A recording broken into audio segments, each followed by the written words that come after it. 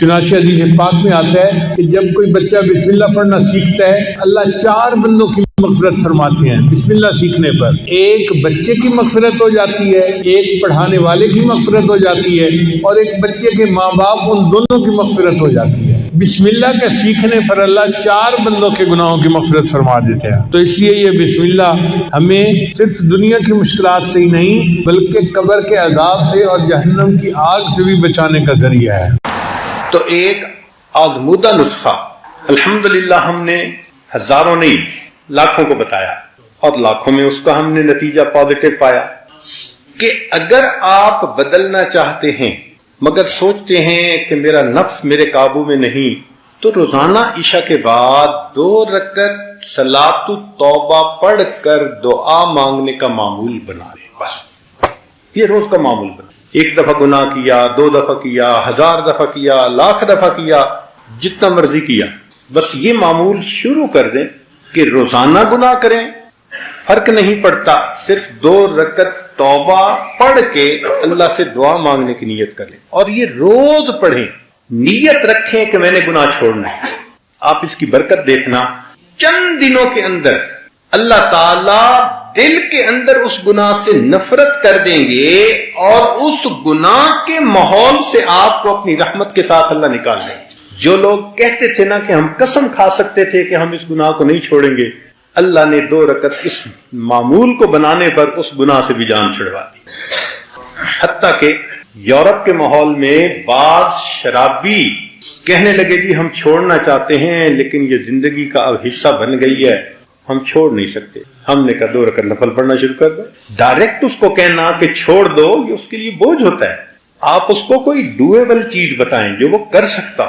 ہم نے کہا بھئی ہم تو آپ کو یہ کہہ رہے ہیں کہ 2 رکعت نفل روزانہ باقاعدگی سے پڑھو، توبہ کی نیت سے پڑھو، اور روز دعا مانگو، بس اتنا کام کر لو. اس نے کہا یہ تو میں ساتھ کر لوں گا. اب شراب بھی پی رہا ہے، توبہ کے نفل بھی پڑھ رہا ہے، شراب بھی پی رہا ہے، توبہ کے نفل بھی پڑھ رہا ہے. مگر یہ چیز زیادہ وقت چل نہ سکی. کچھ ہی عرصے کے بعد اللہ نے بالآخر اس کو توبہ کی توفیق عطا فرما دی. ہمارے پاس کئی نوجوان آئے، حضرت ایک لڑکی کے ساتھ ایسا تعلق بن گیا ہے کہ میں اس کے بغیر نہیں رہ سکتا، اور شرعی تعلق بھی نہیں، غلط تعلق ہے. بھائی نفل پڑھو. حضرت میں نفل تو پڑھوں گا، تعلق نہیں چھوڑتا. ہم نے کہا بھائی ہم نے تعلق چھوڑنے والی تو بات ہی نہیں کی.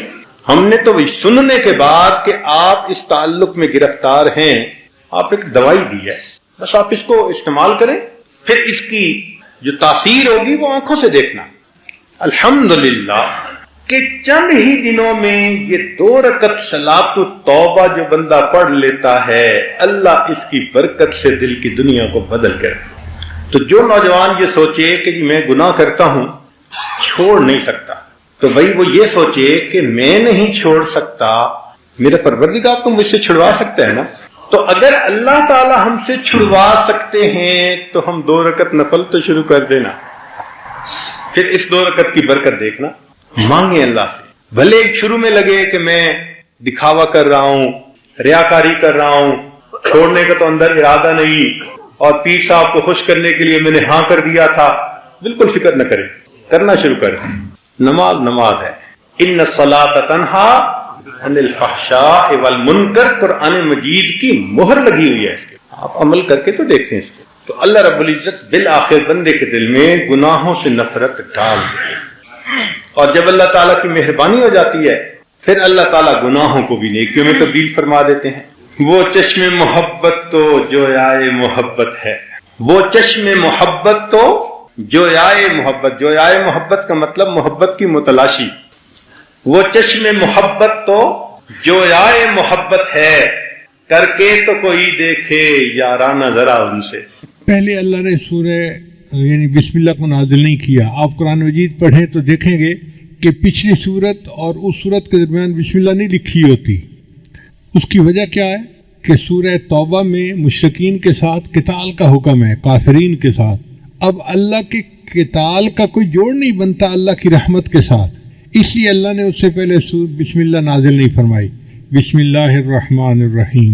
اس لیے جب جانور کو ذبح کرتے ہیں تو بسم اللہ پڑھنا ضروری ہے، مگر یہ نہیں پڑھتے بسم اللہ الرحمن الرحیم بلکہ پڑھتے ہیں بسم اللہ اللہ اکبر۔ الرحمن الرحیم کا جوڑ ذبح کرنے کے ساتھ نہیں بنتا، اس لیے تکبیر کہہ دی گئی بسم اللہ اللہ اکبر، اتنا ہی ہے۔ حضرت علی رضی اللہ عنہ فرمایا کرتے تھے کہ جو کچھ پہلے آسمانی کتابوں میں نازل ہوا اللہ نے وہ سب کچھ قرآن مجید میں نازل فرما دیا، اور جو کچھ پورے قرآن مجید میں نازل ہوا وہ اللہ نے سورہ بقرہ میں نازل فرما دیا، اور جو سورہ بقرہ میں نازل ہوا اللہ نے اس کو سورہ فاتحہ میں نازل فرما دیا، اور جو کچھ اللہ نے سورہ فاتحہ میں نازل کیا اس کو اللہ نے بسم اللہ الرحمن الرحیم میں نازل فرما دیا۔ یہ بسم اللہ الرحمن الرحیم ایک آیت ہے، لیکن یہ تمام آسمانی کتابوں کا خلاصہ اور نچوڑ ہے۔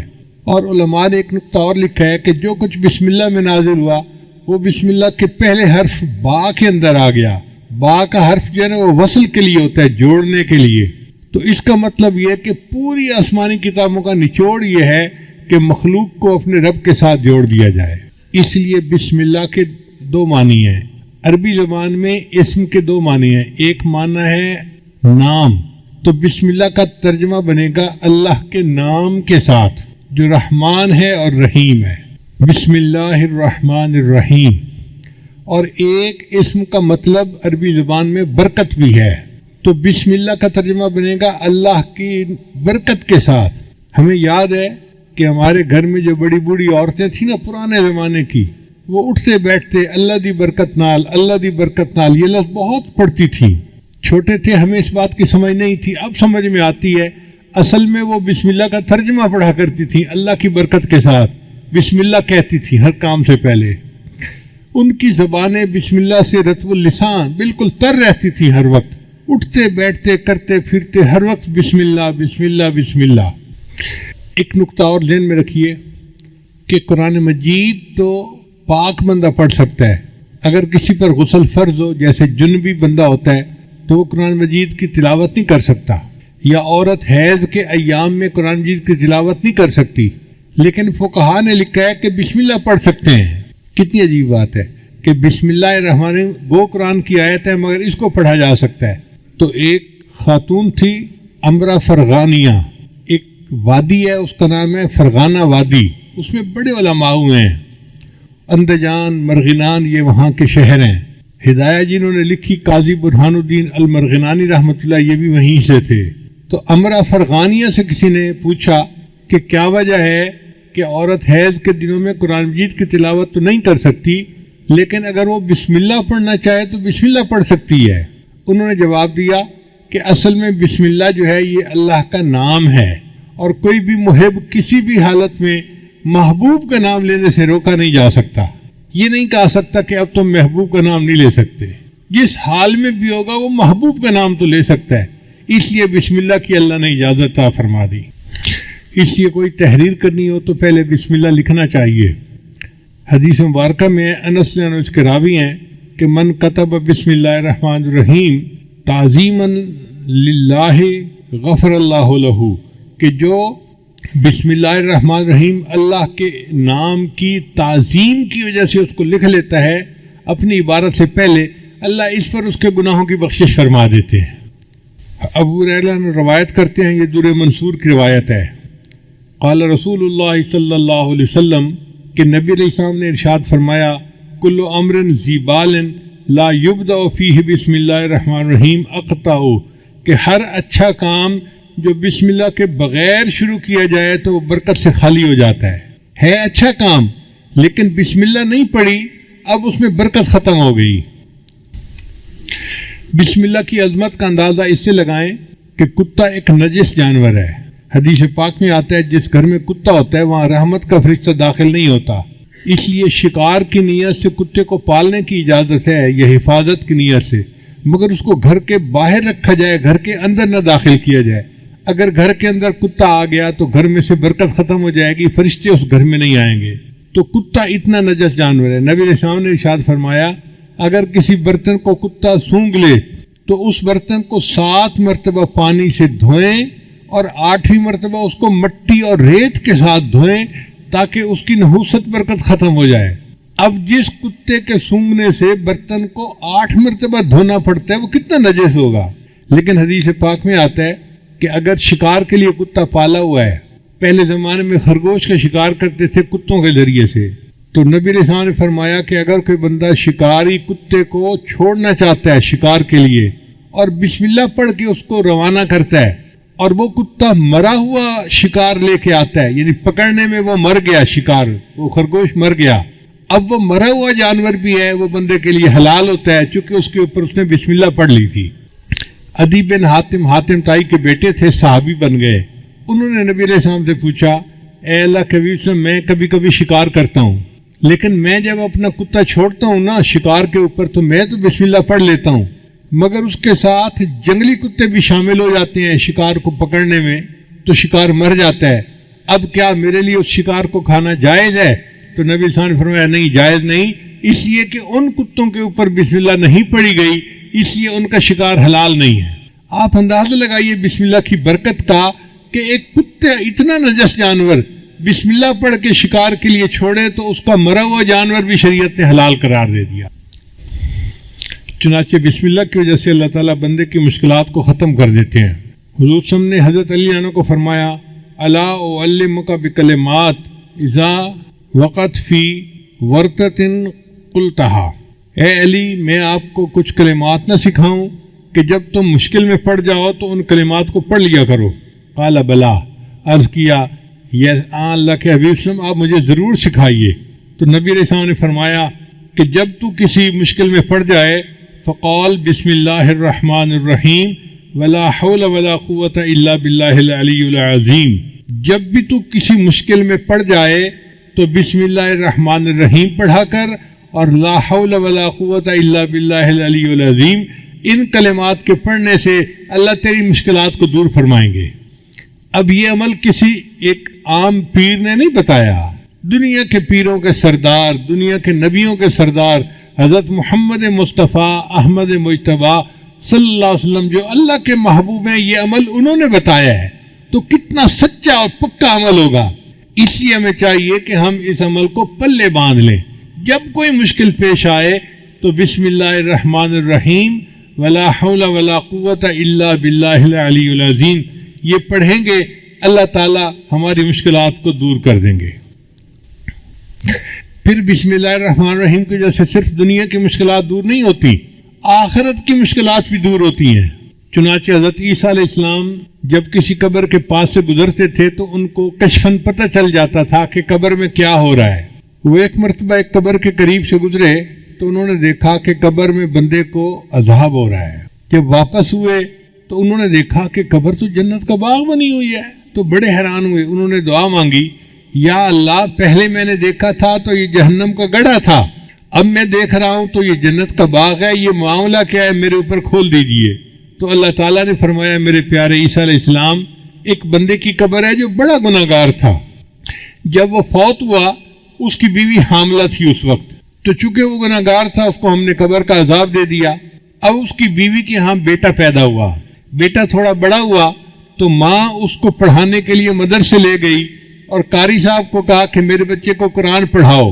آج اس بچے نے بسم اللہ الرحمن الرحیم پڑھا، اس کے معصوم منہ سے جب بسم اللہ نکلی تو میری رحمت نے گوارا نہ کیا کہ معصوم بچہ تو بسم اللہ پڑھے اور میں اس کے باپ کو قبر میں عذاب دوں، میں نے اس کی باپ کو جنت کا باغ بنا دیا۔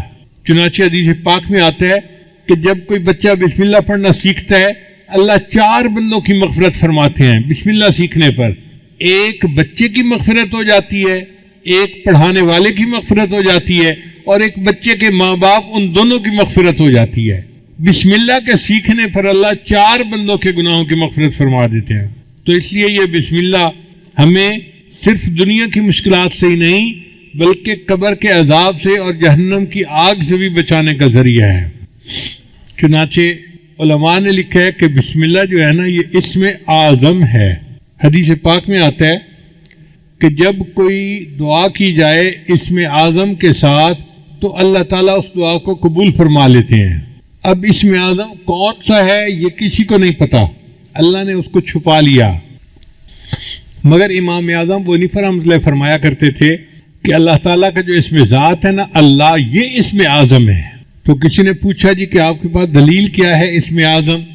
تو انہوں نے فرمایا اس لیے کہ اللہ تعالیٰ نے اپنی کتاب میں سب سے پہلے جو نام نازل کیا وہ اللہ کا نام تھا. آپ دیکھیں اعوذ باللہ پڑھیں تو پہلا نام کون سا آتا ہے؟ باقی صفاتی نام بعد میں، اور ذاتی نام اعوذ باللہ من الشیطان الرجیم بسم اللہ الرحمن الرحیم. تو اللہ کا نام سب سے پہلے. ان کا چونکہ اللہ کا نام سب سے پہلے پڑھا جاتا ہے اس لیے یہ اسم اعظم ہے. ان کا جی کوئی اور دلیل دیں. ان کا دلیل یہ ہے کہ حدیث پاک سے ثابت ہے کہ اللہ تعالیٰ نے فرشتے کو حکم فرمایا ہوا ہے کہ جب بھی میرے کسی بندے کے نام سے میرا زبان سے میرا نام نکلے تو جب بھی تم وہ نام سنو تم قیامت کا جو سور بجانا ہے اس کو 40 سال پیچھے ہٹا دیا کرو. یعنی اللہ کا نام اتنی برکت والا ہے کہ جو بندہ اللہ کہتا ہے تو قیامت 40 سال پیچھے چلی جاتی ہے. اب اندازہ لگائیے کہ جو نام اتنی برکت والا ہے کہ قیامت جیسی مصیبت کو 40 سال کے لیے ٹال دیتا ہے، اگر ہم اس اللہ کے نام کو کثرت کے ساتھ پڑھیں گے تو ہماری زندگی کی پریشانیاں کیوں نہیں ٹل جائیں گی. بس انسان شوق کے ساتھ محبت کے ساتھ اللہ کا نام پڑھے. حدیث مبارکہ میں لا تقوم الساعہ، اس وقت تک قیامت قائم نہیں ہو سکتی حتیٰ یقال فی الارض اللہ اللہ، حتیٰ کہ زمین میں کوئی ایک بندہ بھی اللہ اللہ کہنے والا ہوگا. جب تک اللہ کا نام دنیا میں رہے گا قیامت نہیں آ سکتی. قیامت کا آئے گی جب اللہ کا نام لینے والا ہی کوئی نہیں رہے گا، تب قیامت آئے گی. تو اللہ کا نام اتنی برکت والا ہے. تو امام صاحب نے فرمایا کہ حدیث پاک سے بھی ثابت ہوتا ہے کہ یہ اسم اعظم ہے. آگے سوال پوچھنے والے بھی فقہا تھے، عالم تھے. ان کا نہیں جی کوئی سکہ بند دلیل دیں کہ بندہ کا دل مطمئن ہو جائے. تو امام صاحب نے کہا اچھا سکہ بند دلیل یہ ہے کہ جب موسیٰ علیہ السلام کوطور پر گئے تو اس وقت ان کو پتہ نہیں تھا کہ یہ آگ کیا ہے. اللہ نے خطاب فرمایا اور اللہ نے اپنا تعارف کروایا اننی انا اللہ، میں اللہ ہوں. اگر کوئی اور نام اسم اعظم ہوتا تو اللہ اس نام سے اپنا تعارف کرواتے. اللہ نے تعارف میں کہا کہ میرا نام اللہ ہے، اس کا مطلب ہے کہ یہی اسم اعظم ہے. اب یہ ایسی دلیل تھی کہ سب علماء نے مان لیا کہ واقعی اللہ کا نام اسم اعظم ہے. چنانچہ اللہ اللہ کے نام سے جو دعا مانگی جائے وہ دعائیں قبول ہوتی ہیں، اور اللہ کا نام جس چیز پر پڑھ دیا جائے وہ چیز میں برکت آ جاتی ہے. حضرت ابو الدرداء رضی اللہ عنہ کی ایک باندی تھی، وہ ایک دن پوچھنے لگی کہ حضرت آپ کس جنس سے تعلق رکھتے ہیں؟ ان کا میں انسان ہوں. کہنے لگی نہیں مجھے نہیں لگتا کہ آپ انسان ہیں، آپ کوئی اور ہیں. ان کا نہیں میں انسان ہوں، تمہارے جیسا انسان ہی ہوں.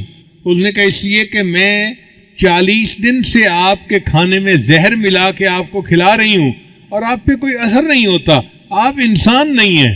ان کا نہیں میں انسان ہوں لیکن میری عادت ہے کہ میں نبی علیہ السلام کی بتائی دعا پڑھ لیتا ہوں، بسم اللہ الذی لا یضر مع اسمہ شیء فی الارض ولا فی السماء وهو السمیع العلیم. اس کی برکت سے اللہ مجھے کھانے کی نقصان دہ چیزوں سے محفوظ فرما لیتے ہیں. اور یہی واقعہ خالد بن ولید رضی اللہ عنہ کے ساتھ پیش آیا کہ ایک مرتبہ دشمن نے اپنے ایک نمائندہ بھیجا جس کے پاس زہر کی ایک بوتل تھی، چھوٹی سی شیشی تھی. اس نے کہا جناب آپ ہمارا مقابلہ کر ہی نہیں سکتے، اس لیے کہ یہ ایک زہر ہے، اس کا ایک قطرہ بھی اگر کوئی بندہ پی لے تو وہ بچ نہیں سکتا، اور ہم نے اپنی تلواروں کی دھار پر یہ زہر لگائی ہوئی ہے، اس لیے اگر اس کا چھوٹا سا کٹ بھی کہیں لگ جائے تو وہ بندہ کٹ کی وجہ سے نہیں زہر کی وجہ سے مر جاتا ہے، آپ ہمارا مقابلہ کر ہی نہیں سکتے. جب اس نے یہ بات کہی تو خالد بن رضی اللہ عنہ نے فرمایا اچھا یہ زہر کی شیشی مجھے دکھاؤ.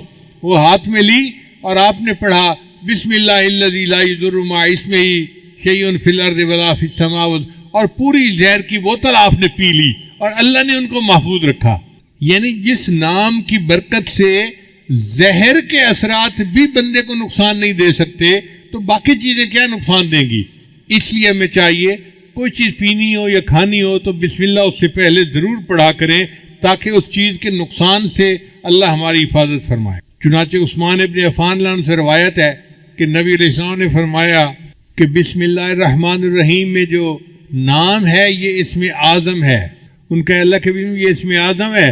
فرمایا ہاں، اس میں اور اسم اعظم میں ایسا تعلق ہے جیسے آنکھ کی سفیدی اور آنکھ کی سیاہی کے اندر ہوتا ہے. اب آنکھ کی سفیدی اور آنکھ کی سیاہی آپس میں ملی ہوئی ہیں، آپ اپنی آنکھ میں دیکھیں، سیاہی اور سفیدی ملی ہوئی ہیں، تو اس کا مطلب یہ کہ نبی علیہ السلام نے ڈائریکٹ نہیں بتایا، چونکہ اللہ تعالیٰ راز رکھنا چاہتے تھے، لیکن ہنٹ دے دیا کہ بسم اللہ اور اسم اعظم میں بہت قرب ہے۔ تو بہرحال اللہ کا نام اسم اعظم ہے۔ چنانچہ علامہ کلوبی رحمۃ اللہ نے لکھا ہے کہ ایک عورت تھی اور اس کا خاوند جو تھا وہ بہت زیادہ کرخت مزاج کا تھا۔ وہ موقع ڈھونڈتا تھا کہ میں کسی طرح اپنی بیوی کو ذلیل و رسوا کروں، پریشان کروں، ڈانٹ ڈپٹ کروں، مار پیٹ کروں۔ ایک مرتبہ اس کے پاس کچھ پیسے تھے، اس نے وہ تھیلی اپنی بیوی کو پکڑا دی اور کہا کہ ان کو محفوظ رکھ دینا۔ اس عورت کی عادت تھی کہ جو کام کرتی تھی وہ بسم اللہ پڑھ کے کرتی تھی، ہر کام سے پہلے بسم اللہ پڑھتی تھی۔ چنانچہ اس نے بسم اللہ پڑھا اور الماری کے اندر وہ تھیلی رکھ دی۔ اب بیچاری کو کیا پتا تھا کہ میرے خامد کی نیت کیا ہے۔ خامد نے جب دیکھا کہ عورت دوسرے کمرے میں ہے، اس نے وہ تھیلی اٹھائی اور اس کے جو پیسے تھے وہ کوئن تھے، اس نے وہ اندر ایک کنواں تھا گھر کے اندر، اس کنویں کے اندر پھینک دیے اور خالی تھیلی اس نے واپس رکھ دی۔ اس کا مطلب یہ تھا کہ اب میں اس کو کہوں گا میرے پیسے واپس لاؤ، یہ کہے گی پیسے نہیں تو پھر مجھے موقع مل جائے گا، میں پھر ڈانٹ ڈپٹ کروں گا، اس کو ذلیل رسوا کروں گا۔ عورت بیچاری کو کیا پتا تھا۔ اب 2-3 دن کے بعد خاوند نے اس کو بلایا اور کہا دیکھو میں نے تمہیں جو پیسے دیے تھے نا، مجھے ضرورت ہے، پیسے واپس لاؤ۔ چنانچہ وہ عورت گئی، اس نے جا کے بسم اللہ پڑھ کے الماری کا دروازہ کھولا۔ کہتے ہیں کہ جب اس نے الماری کا دروازہ کھولا، اللہ تعالیٰ نے جبریل علیہ السلام کو حکم دیا کہ میری اس بندی نے بسم اللہ پڑھا ہے، آپ جائیں اور کنویں سے وہ سارے پیسے نکال کے اس کی تھیلی میں واپس کر دیں۔ تو جب اس نے دیکھا تو تھیلی میں پیسے تھے، اس نے لا کر اپنے خامد کو دے دیے۔ اس واقعے کے بعد خامد جو اس کے ساتھ بغض رکھتا تھا وہ ختم ہو گیا، بلکہ خامد جو تھا وہ نیکی کی زندگی اختیار کر گیا۔ اللہ تعالیٰ نے بسم اللہ کی برکت سے اس کو خامد کی پریشانی سے بھی محفوظ فرما لیا۔ بسم اللہ میں ہر درد کے لیے شفا موجود ہے۔ چنانچہ قیصر روم نے حضرت عمر رضی اللہ عنہ کو خط لکھا۔ اس وقت تو مسلمان بہت زیادہ سویلائزڈ اور بڑی پاور سمجھے جاتے تھے، تو قیصر روم نے خط لکھا عمر رضی اللہ عنہ کو کہ مجھے سر میں ہر وقت درد رہتا ہے، جیسے شیٹی کا پین ہوتا ہے نا، آدھے سر میں درد ہوتی ہے، اس کے سر میں ہر وقت درد رہتا تھا۔ اس نے کہا کہ اگر آپ کے پاس کوئی اس کا علاج ہو تو مجھے بھیج دیجیے۔ حضرت عمر رضی اللہ عنہ نے ایک ٹوپی بھجوائی اور فرمایا کہ اس ٹوپی کو سر پہ کر لیا کریں، آپ کے سر کی درد دور ہو جائے گی۔ چنانچہ وہ ٹوپی جب سر پہ کرتا، جتنی دیر کرتا درد ختم ہو جاتی، جب ٹوپی اتارتا درد پھر شروع ہو جاتی۔ اب ایک دن اس نے سوچا کہ اس ٹوپی میں کیا مقناطیسیت ہے۔ چنانچہ اس نے ٹوپی کو اتار کے دیکھا تو اس کے اندر کی طرف حضرت عمر رضی اللہ عنہ نے بسم اللہ الرحمن الرحیم لکھا ہوا تھا۔ اس آیت کی برکت سے اللہ اس کے سر کے درد کو ختم فرما دیتے تھے۔ چنانچہ صحابہ کرام بیمار بندے کو بسم اللہ پڑھ کے دم کیا کرتے تھے۔ حدیث پاک میں آتا ہے کہ جبریل علیہ السلام، عائشہ رضی اللہ عنہا روایت کرتی ہیں کہ جبریل علیہ السلام کئی مرتبہ آتے اور نبی علیہ السلام بیمار ہوتے تو جبریل علیہ السلام بسم اللہ پڑھ کے اپنے محبوب صلی اللہ علیہ وسلم کو دم کیا کرتے تھے۔ یہ ایک ایسا عظیم عمل ہے کہ جو ہماری سب بیماریوں، سب دردوں، سب مصیبتوں کے لیے تریاک ہے۔ حضرت عثمان بن ابی العاص نے نبی علیہ السلام سے شکایت کی، اے اللہ کے حبیب صلی اللہ علیہ وسلم، میں جب سے مسلمان ہوا ہوں تو میرے جسم میں دردیں رہتی ہیں، ادھر درد ادھر درد۔ تو نبی علیہ السلام نے فرمایا تمہیں جس جگہ پہ درد ہو تم ہاتھ رکھ کر اس کے یعنی جگہ پر ہاتھ رکھ کے بسم اللہ پڑھ لیا کرو، اللہ تمہارے درد کو ختم کر دے گا۔ چنانچہ جب ان کو درد محسوس ہوتی تھی وہ درد کی جگہ پر ہاتھ رکھتے تھے اور بسم اللہ الرحمن الرحیم پڑھ لیتے تھے۔ اس کی برکت سے اللہ نے ان کے درد کو ختم فرما دیا تھا۔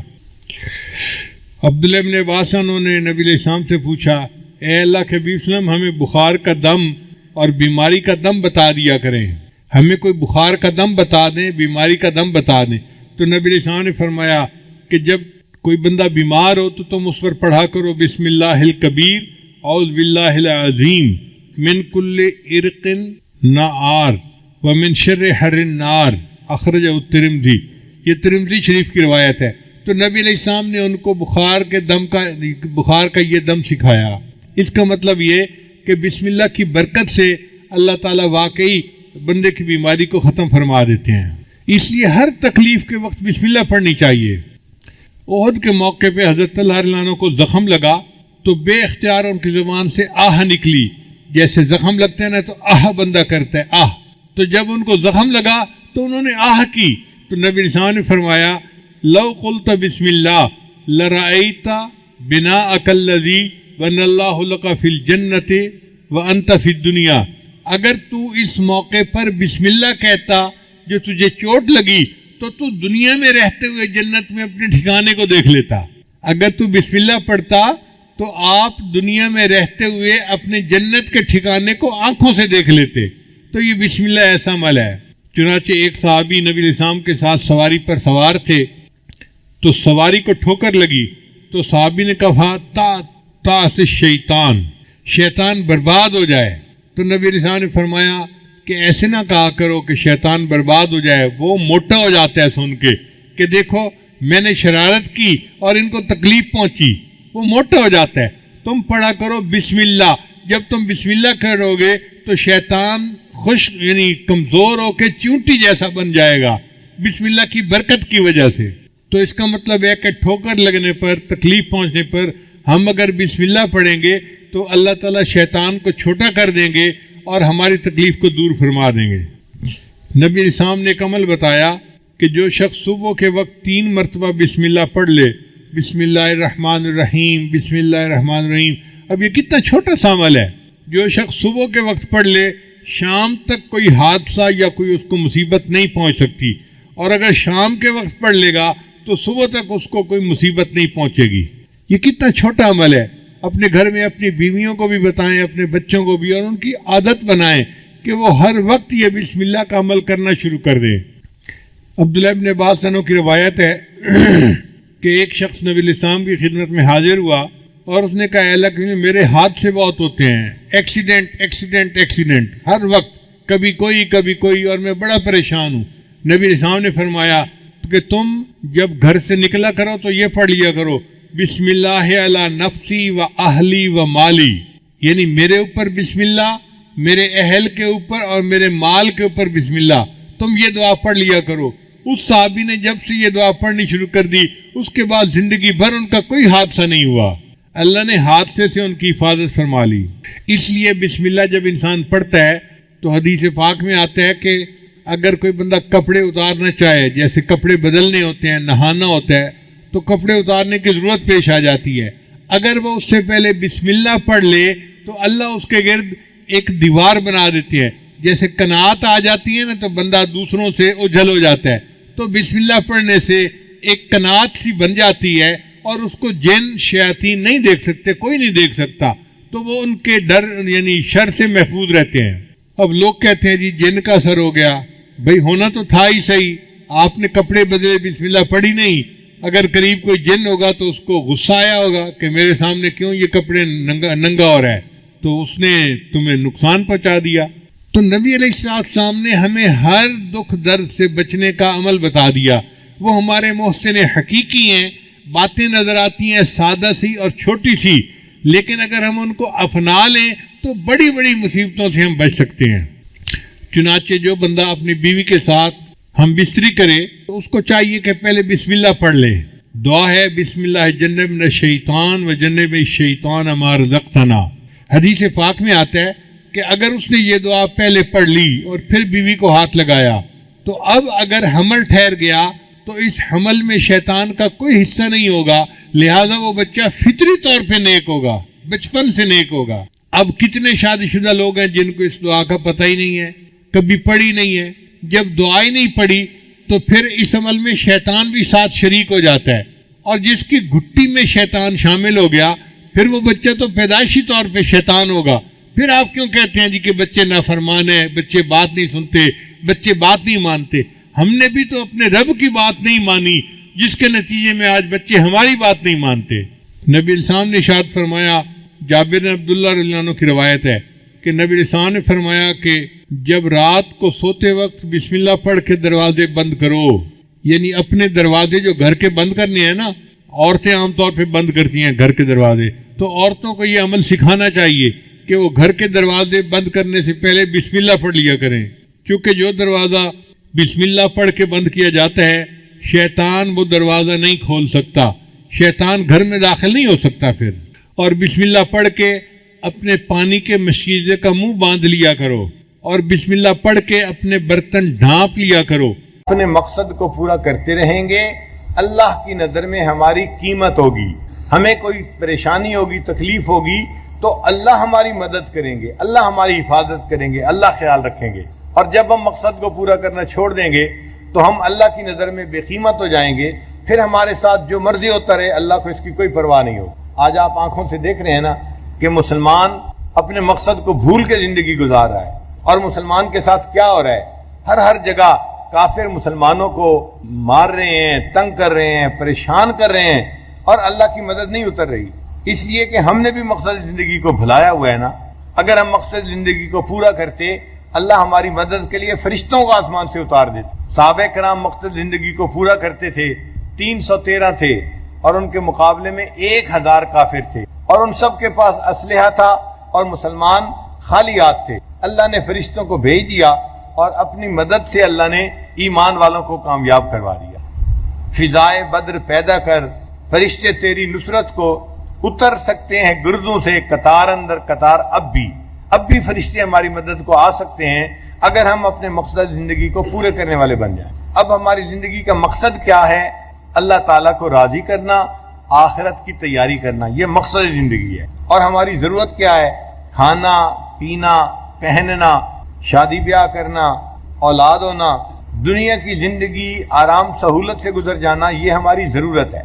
اگر آپ غور کریں، آج ہم نے ضرورت کو مقصد کا درجہ دے دیا ہے، اور مقصد کو ہم نے ذہن سے ہی نکال دیا ہے۔ ہر نوجوان بس یہ چاہتا ہے کہ مجھے ایسی جاب مل جائے جس میں مجھے اچھا گھر بھی مل جائے، گاڑی بھی مل جائے، اور میری اچھی جگہ شادی بھی ہو جائے، اور میری زندگی سہولت کے ساتھ گزرے، اسی کے لیے لگا ہوا ہے، اور اس میں حلال اور حرام کا پھر خیال نہیں رکھتا۔ حتیٰ کہ اگر ایکسائز کے محکمے میں اگر کسی کو کلرک کی جگہ مل جائے نا تو ماں باپ کو لوگ مبارک دے رہے ہوتے ہیں، بھئی کلرک کی تو بہت چھوٹی سی پوسٹ ہوتی ہے، اس پر کیا مبارکباد دے رہے ہیں، مگر وہ جانتے ہیں کہ یہ ایکسائز ڈپارٹمنٹ کا کلرک ہے، یہ اتنا پیسہ بنائے گا کہ دوسری جگہوں کے بڑے بڑے آفیسر بھی نہیں بنا سکتے۔ ہم نے اپنے قریبی تعلق والوں میں چھوٹے بچے تھے، ایک گھر میں گئے والدین کے ساتھ ان کو مبارکباد دینے کے لیے، کیوں؟ ان کے بچے کی کلرک کی جو ہے وہ نوکری لگ گئی تھی، اور پھر جب بڑے ہوئے تو پھر ہمیں پتہ چلا کہ واقعی کلرک بادشاہ کیا کچھ کمال دکھا سکتے۔ ہمارے شہر میں ایک کلرک تھا ڈی سی او آفس میں، ہم اس وقت 5ویں 6ٹھی جماعت میں پڑھتے تھے، اس کی باتیں گھر میں بڑے بھائی کرتے تھے اور ہم سنتے تھے تو ہمیں یاد ہیں۔ وہ کلرک ایسا تھا کہ 8 مہینے اس کو اپنی تنخواہ لینی یاد نہیں ہوتی تھی، وہ تنخواہ ہی نہیں وصول کرتا تھا، اس لیے کہ ضرورت ہی نہیں تھی۔ ایک موقع پہ ڈپٹی کمشنر نے اس کو نکال دیا، اس نے ڈپٹی کمشنر کو کہا جناب آپ مجھے نوکری پہ بحال کر دیں، پورے ڈپارٹمنٹ کے لوگوں کی تنخواہ میں دیا کروں گا۔ بھئی آپ کہاں سے دیں گے؟ کہنے لگا جی وہ میری مرضی، جہاں سے دوں، میں پورے ڈپارٹمنٹ کی تنخواہ میں دوں گا۔ حکومت تو آج کل غریب ہے، تنخواہ نہیں دے رہی، 1 مہینہ 2 مہینہ لیٹ ہو جاتی ہے، آپ مجھے نوکری پہ بحال کر دیں، پورے محکمے کی تنخواہ میں اپنے آپ پاس سے دیا کروں گا۔ وہ کرتا کیا تھا؟ آنے والے لوگ جو زمینوں کا انتقال کرواتے ہیں، یہ کام ہوتے ہیں، تو ان سے پیسے وصول کرتا تھا، اور لوگ اپنی مجبوریوں میں اس کو پیسے دیتے تھے، کام کرواتے تھے۔ اس کے 2 گھر تھے، 2 بیویاں تھیں، اور اس کے پاس 2 گاڑیاں تھیں، اور اس نے اپنے بچوں کو بہترین سکول میں داخل کروایا ہوا تھا۔ تنخواہ اس کی تھی 12,000 روپیہ اس زمانے میں، اور اس کے ایک بچے کی فیس تھی 25,000 روپیہ، اور اس کو اپنی تنخواہ دفتر سے لینا یاد ہی نہیں ہوتا تھا، لاکھوں وہ بٹورتا تھا اور کماتا تھا، اور سب لوگ کہتے تھے جی کہ کیا عجیب اس کی نوکری ہے۔ حرام کی کمائی کو سب بڑے حسرت سے دیکھتے تھے، گھروں میں ماں باپ اس کی مثالیں دیتے تھے، دیکھو فلاں نوجوان نے کیسے اپنی زندگی بنائی، گھر بنائے، شادی کی، گاڑی ہے، سارا کچھ ہے، اس نے اپنی زندگی کو کیسے بنایا، تم بھی خوب بنانا۔ تو ضرورت پورے کرنے میں حلال اور حرام کا فرق ختم کر دیتا ہے بندہ، اور ضرورت زندگی انسان کے لیے مقصد زندگی بن جاتی ہے، اور جو مقصد زندگی ہوتا ہے وہ ذہن سے ہی نکل جاتا ہے، بھول جاتا ہے، یاد ہی نہیں ہوتا کہ مقصد زندگی کیا ہے۔ یہ آج کے دور کا ایک اور بڑا فتنہ ہے، مادیت کے اس دور میں یہی بڑا فتنہ ہے۔ اسی لیے قومیں نعرہ لگاتی ہیں تو روٹی کپڑا اور مکان کا، کہ ہمیں روٹی کپڑا چاہیے، مکان چاہیے، بھئی آپ کو ایمان بھی چاہیے، وہ یاد ہی نہیں ہوتا، ایمان کا تذکرہ ہی نہیں ہوتا کہیں، ایمان بھی چاہیے یا نہیں چاہیے، بس روٹی کپڑا مکان۔ اور اچھا حاکم وہ سمجھا جاتا ہے جو قوم کے لوگوں کو روٹی کپڑا اور مکان پہنچا دے، پرووائڈ کر دے۔ تو مطلب یہ کہ ضرورتیں مقصد بن جاتی ہیں، اور جو مقصد ہوتا ہے وہ ذہنوں سے ہی نکل جاتا ہے، بھول جاتا ہے انسان مقصد کو۔ آج ہماری زندگی کا مقصد بنا ہوا ہے اچھی طرح زندگی گزارنا، سہولت کی زندگی گزارنا۔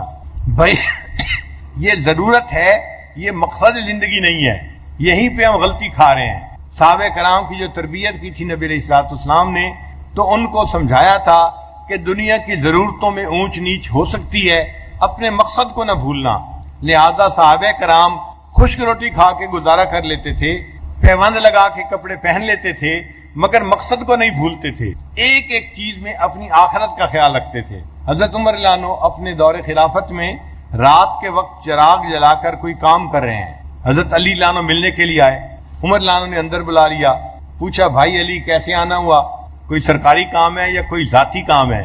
ان کا جی میں تو بس ذاتی طور پہ آپ کو ملنے کے لیے آیا تھا، کوئی سرکاری کام نہیں ہے۔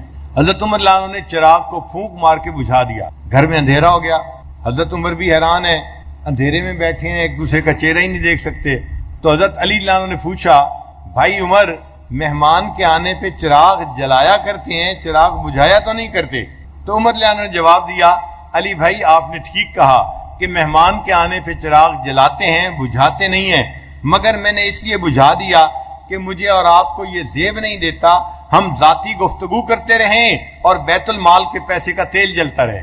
اتنا آخرت کا خیال تھا کہ چھوٹی چھوٹی چیزوں میں بھی اسی طرح دھیان رہتا تھا کہ آخرت خراب نہیں ہونی چاہیے، تو چراغ بجھا دیا کہ بیت المال کے پیسے کا تیل فضول نہیں جلنا چاہیے۔ ہم اگر ذاتی گفتگو کر رہے ہیں تو اس میں بیت المال کے پیسے کا تیل استعمال نہیں کر سکتے۔ یہ کس لیے تقویٰ زندگیوں میں تھا کہ وہ آخرت کو مقصد بنا چکے تھے اور دنیا کی ضرورتیں ان کی نظر میں کم اہم ہو گئی تھی۔ آج کی ابتلا یہ ہے کہ دنیا کی ضرورتیں اہمیت حاصل کر گئی ہیں، جتنا روٹی کو آج اہمیت حاصل ہے، انسان کی پوری تاریخ میں کبھی روٹی کو اتنی اہمیت حاصل نہیں تھی، اور آج ہم خوب پیٹ بھر کے کھاتے ہیں اور اس کے باوجود اللہ تعالیٰ کی ناشکریاں کرتے ہیں۔ حق تو یہ تھا جس کا کھائیے اس کے گیت گائیے،